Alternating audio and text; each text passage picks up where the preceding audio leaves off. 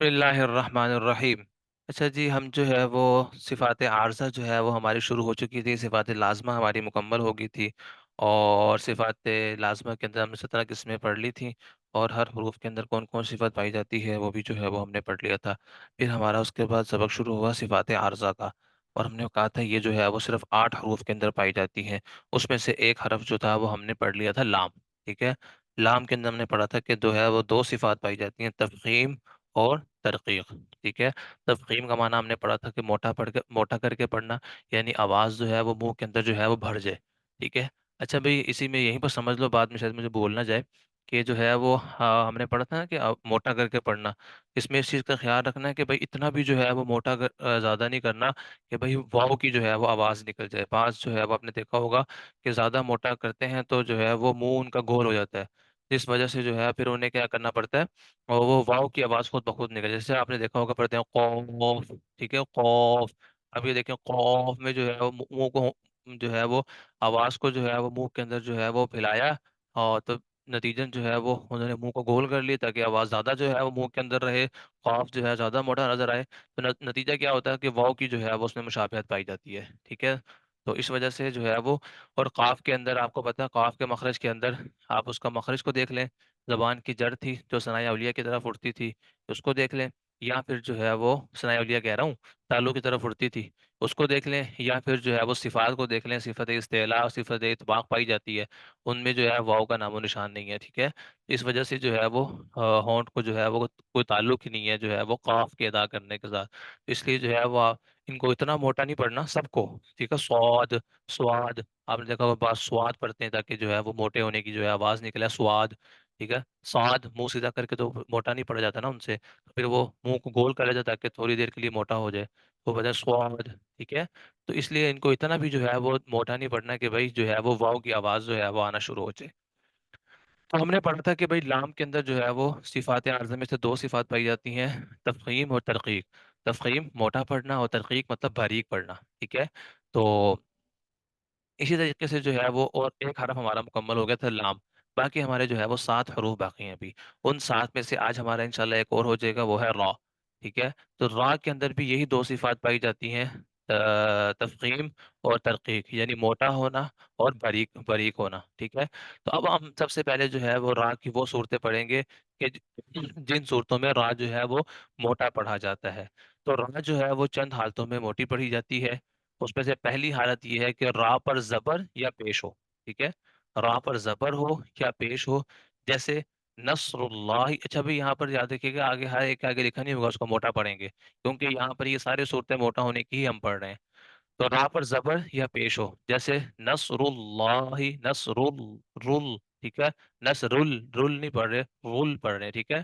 تو نصر اللہ، تو یہاں پر را کے اوپر پیش ہے، اس وجہ سے را کو ہم موٹا پڑھ رہے ہیں۔ ورأیت الناس، ورا، تو یہاں پر را کو موٹا پڑھ رہے ہیں، کیوں؟ کیونکہ را کے اوپر زبر ہے۔ تو پہلی صورت ہم نے پڑھ لی کہ جب را کے اوپر زبر ہو یا پھر را کے اوپر پیش ہو تو را کو جو ہے موٹا پڑھتے ہیں۔ دوسری صورت، جب را پر شد ہو، ٹھیک ہے، یعنی را کے اوپر جب شد آ جائے تو اس پر زبر یا پیش ہو تو پھر بھی جو ہے وہ را کو موٹا پڑھیں گے، ٹھیک ہے بھائی۔ جیسے بسم اللہ الرحمن الرحمہ، تو یہاں پر را کے اوپر اگرچہ شد آ گئی لیکن را کے اوپر زبر تو ہے، اسی وجہ سے ہم را کو جو ہے وہ موٹا پڑھ رہے ہیں۔ نررحیم، ٹھیک ہے۔ اسی طریقے سے مرو، مرو، ٹھیک ہے، مرو، یہاں پر بھی را کے اوپر شد تو ہے لیکن اس کے اوپر پیش بھی ہے، اس وجہ سے ہم را کو جو ہے وہ موٹا پڑھ رہے ہیں۔ تیسری صورت یہ ہے کہ را ساکن ہو، اس سے پہلے والے حرف پر زبر یا پیش ہو، ٹھیک ہے بھائی۔ اب ہم نے دیکھیں، اب را کے اوپر جو تھے نا زبر، زبر اور پیش، اس کی بات ختم ہوگی، اب آگے بات چلے گی را ساکن ہو۔ اب سوال پیدا ہوتا ہے نا کہ بھائی ہم نے جو ہے وہ پڑھ لیا کہ را کے اوپر زبر آ جائے یا را کے اوپر پیش آ جائے یا را کے اوپر شد ہو، شد ہو اس کے اوپر زبر یا پیش آ جائے تو را موٹا پڑھیں گے۔ سوال پیدا ہوتا ہے کہ اگر را جو ہے وہ ساکن ہو، ٹھیک ہے، اس کے اوپر زبر اور پیش ہو ہی نا، ٹھیک ہے، تو پھر ہم کیا پڑھیں گے؟ تو پھر وہ اگلی صورت بتا رہے ہیں کہ را ساکن ہو تو پھر ہم کیا کریں گے؟ اس سے پہلے والے حرف کو دیکھیں گے، اگر اس پر زبر یا پیش ہوگی تو ہم اس را کو موٹا پڑھ دیں گے، ٹھیک ہے۔ جیسے دیکھیں یہاں پر ون ہر، اب را پر ہم نے ساکن کر دیا، اب را کو تو پتہ ہی نہیں، اب ہم نے موٹا پڑھنا ہے باریک، تو کیا کریں گے؟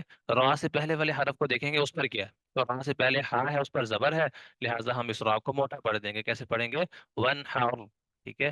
اسی طریقے سے التکاثر، یہاں پر تو پیش ہے لیکن جب ہم وقف کرتے ہیں تو وقف کرتے ہیں نا، الہاکم التکاثر، وقف کر دیتے ہیں. تو وقف کرنے کی صورت میں اس پر جزم آ جاتی ہے. ٹھیک ہے. تو اب را ساکن ہو گیا. اب جب ہم وقف کریں گے تو کس کو دیکھیں گے؟ تھا کو دیکھیں گے کہ بھئی تھا پر جو ہے وہ صبر ہے یا پیش ہے یا زیر ہے. اگر زبر یا پیش ہو تو پھر ہم اس را کو موٹا پڑھ دیں گے. کیسے پڑھیں گے؟ الہاکم التکاثر، ثر. ٹھیک ہے. اب میں سرو نہیں پڑھ رہا اور آپ پیش نہیں پڑھ رہا کیونکہ میں ساکن کر رہا ہوں، کیونکہ ہم نے یہاں وقف کرنا ہے. تو وقف کی حالت میں جو ہے وہ آخری حرف کو ساکن کر دیا جاتا ہے. اس وجہ سے جو ہے وہ جب بھی را ساکن ہوگی تو ہم نے اس سے پہلے والے حرف کو دیکھنا ہے. اگر اس سے پہلے والے حرف پر زبر یا پیش ہے تو اس را کو موٹا پڑا جائے گا. اچھا جی بھائی، بعض اوقات کیا ہوتا ہے، را ساکن ہوتی ہے اور اس سے پہلے والا حرف بھی ساکن ہوتا ہے. ٹھیک ہے. یہ جو صورت ہے یہ وقف میں ہوتی ہے ہمیشہ کہ بھائی را بھی ساکن ہے، اس سے پہلے والا حرف بھی ساکن ہے. اب ہم کیا کریں گے؟ تو بھائی وہی وہی ہمارا خیال چلے گا، پھر ہم اس سے پہلے والے حرف کو دیکھ لیں گے. ٹھیک ہے. تو یہاں پر جیسے مثال کے طور پر ہم نے یہاں دیکھا کہ من الف شہر. اب دیکھیے یہاں پر را جو ہے وہ وقف کرتے وقت ساکن کر دی ہم نے. ٹھیک ہے. اب آگے ہم نے کہا کہ جب را ساکن ہو تو پہلے والے حرف کو دیکھتے ہیں. ہم نے پہلے ہا کو دیکھا، وہ بھی ساکن تھی. ہم نے کہا اب کیا کرے؟ انہوں نے کہا کوئی بات نہیں، آپ اور آگے چلے جاؤ. ہم اور آگے چلے گئے، شین کو دیکھا اس پر زبر تھی تو ہم نے کہا چلو ٹھیک ہے، اب جو ہے وہ را کو موٹا پڑا جائے گا. ٹھیک ہے. تو کیسے پڑھیں گے؟ من الف شہر، شہر. اسی طریقے سے لفی خسر، لفی خسر. اب یہاں پر دیکھیں را ساکن ہے، اس سے پہلے والے حرف کو ہم نے سین کو دیکھا، اگر اس پر زبر یا پیش ہوتی تو را کو موٹا پڑھتے تھے. اس پر یہ تو خود ساکن ہے. پھر ہم خواہ پہ چلے گئے تو خواہ پہ دیکھا ہم نے پیش ہے، تو اب اس را کو جو ہے وہ موٹا پڑا جائے گا. لفی خسر، لفی خسر. ٹھیک ہے. تو یہ ہم نے جو ہے وہ چار صورتیں پڑھ لی ہیں. پہلے صورت میں ہم نے پڑھا تھا کہ را کے اوپر زبر یا پیش ہو تو را کو موٹا پڑھتے ہیں. دوسری صورت میں ہم نے پڑھا کہ را کے اوپر شد ہو اور اس پر زبر یا پیش ہو تو اس را کو موٹا پڑھیں گے. تیسری صورت ہم نے پڑھی کہ را ساکن ہو تو پھر کیا کریں گے؟ ہم نے کہا اس سے پہلے والے حرف کو دیکھیں گے، اگر اس پر زبر یا پیش ہو تو اس را کو موٹا پڑھ دیں گے. چوتھی صورت پھر سوال پیدا ہوا کہ بعض اوقات وقف جب ہم کرتے ہیں تو اس سے پہلے والا حرف بھی ساکن ہوتا ہے. تو ہم نے کہا کہ اس میں پریشان ہونے کی ضرورت نہیں ہے، آپ اس سے پہلے والے حرف کو دیکھ لیں. اس سے پہلے والے حرف پر اگر زبر یا پیش ہوگی تو اس را کو آپ موٹا پڑھ دیں گے. تو یہ چار صورتیں جو ہے وہ ہماری مکمل ہوگی. جی ٹھیک ہے. اچھا جی، اس کے بعد ہے نمبر 5. نمبر 5. ٹھیک ہے. پانچویں صورت کیا ہے کہ اگر را پر زبر یا پیش ہو تو وقف کرتے وقت اس پر آ، اس زبر یا پیش کا اعتبار نہیں ہوگا. یہ میں بات میں نے آپ کو سمجھائی تھی. جیسے یہاں پر دیکھیں لفی خسرن لکھا ہوا ہے، دو زیر لکھی ہوئی ہیں. التکاسر، اس پر جو ہے وہ پیش لگی ہوئی ہے. تو بتا رہے ہیں کہ جب آپ وقف کریں گے تو وقف کرتے وقت اس جو ہے وہ زیر کا یا زبر کا، جیسے اعطینا کل کا اتارا زبر آ رہی ہے. ٹھیک ہے. یا پھر را پر پیش آ رہی ہے یا زیر آ رہی ہے. ٹھیک ہے. تو بتا رہے ہیں کہ جب آپ کسی حرف کے اوپر جو ہے وہ وقف کریں گے تو وقف کرتے ہوئے اس زبر یا پیش کا جو ہے وہ اعتبار نہیں ہوگا، بلکہ جو حرکت اس سے پہلے والے حرف پر ہوگی اسی کا اعتبار کریں گے. ٹھیک ہے. جیسے اعطینا کل کوثر، وقف اعطینا کل کوثر. ٹھیک ہے. اب دیکھیں ہم نے تھا کے زبر کا اعتبار کیا، را کے زبر کا نہیں کیا، کیونکہ را کو تو ہم نے وقف میں ساکن کر دیا تھا. اسی طریقے سے هو الابتر، وقف هو الابتر. ٹھیک ہے. اس لیے کہ وقف میں حرف کو ساکن کر دیتے ہیں، اس وقت پہلے والی حرکت کا اعتبار کرتے ہیں، لیکن جب اگلی آیت کے ساتھ ملا کر پڑھیں گے تو پھر اسی حرف کے اعراب کا اعتبار کریں گے. ٹھیک ہے بھائی.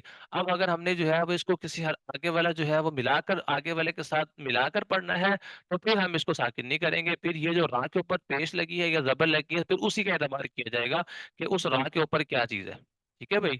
تو یہاں پر جو ہے یہ بات سمجھا دی کہ اگر جو ہے وہ آپ نے کسی آیت پر وقف کرنا ہے تو اس کو ہم جو ہے وہ ساکن کر دیں گے، اس سے پہلے والے حرف کو جو ہے وہ دیکھیں گے اس پر زبر ہے یا پیش ہے. ٹھیک ہے.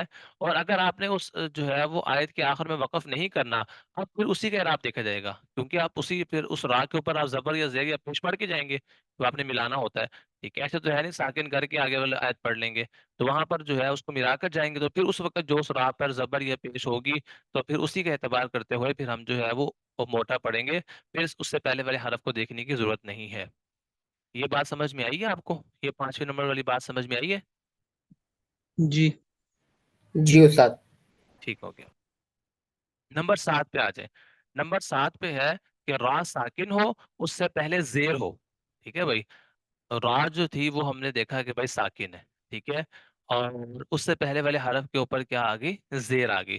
اب بتا رہے ہیں کہ اس کے بعد اسی کلمے میں موٹے حروف میں سے کوئی حرف ہو، ٹھیک ہے، یا موٹے حروف میں سے کوئی حرف آ جائے جس پر زبر ہو، ٹھیک ہے بھائی، یعنی ہم نے دیکھا کہ بھائی را ساکن ہے، ٹھیک ہے، جیسے یہاں پر دیکھیں را ساکن ہے، اس سے پہلے زیر آ رہی ہے، اب ہونا یہ چاہیے تھا کہ ہم اس کو باریک پڑھتے، لیکن بتا رہے ہیں کہ نہیں، ابھی صبر کریں، ابھی اتنی جلدی نہیں دیکھنا، حکم نہیں لگا دینا، بلکہ را کے بعد بھی دیکھنا ہے کہ اس کے بعد اگر موٹے حروف میں سے کوئی حرف ہو کہ جس کے اوپر زبر ہو، تو پھر بھی جو ہے وہ اس را کو موٹا پڑھیں گے، ٹھیک ہے، اس موٹے والے حروف مستعلیہ، اس موٹے والے حرف کا اعتبار کرتے ہوئے اس را کو موٹا پڑھ دیں گے، اس سے ماں قبل جو زیر آ رہی ہے اس کا اعتبار نہیں کریں گے، آگے بات سمجھ میں، یہ بات سمجھائی جا رہی ہے، اور اس کے لیے بھی آپ کو شرط بتا دی کہ بھائی اس موٹے والے حرف کے اوپر زبر ہونی چاہیے، باقی اگر اس پر جو ہے وہ زیر ہو یا اس پر جو ہے وہ پیش ہو، وہ پھر آگے لمبی تفصیل جو ہے وہ چلتی ہے، اس میں آپ کی مرضی ہوتی ہے، دونوں صورتیں بھی پڑھ سکتے ہیں، ٹھیک ہے، تو یا پھر جو ہے وہ باریک پڑھنا اولا ہے یا پھر موٹا پڑھنا اولا ہے،